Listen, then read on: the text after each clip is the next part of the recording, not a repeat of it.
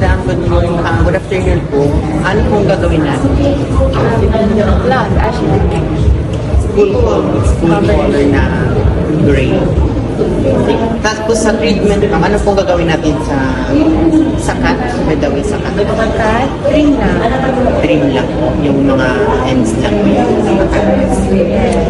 Haba ng hair mo. Parang ano to. Ilang years na ito, ma'am? Pinahaba. Hindi ko alam eh, ano lang, trim lang talaga.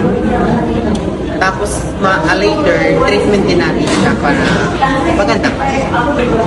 Tapos sa color natin, ma'am, depende tayo sa kung ano lang kaya ng Here. sa hair. Sige. Tapos yung result, later na lang. Stay tuned muna kayo dyan. Hi! Yeah. Total makeover. Hi, super like it. Ang ganda. Ang ganda.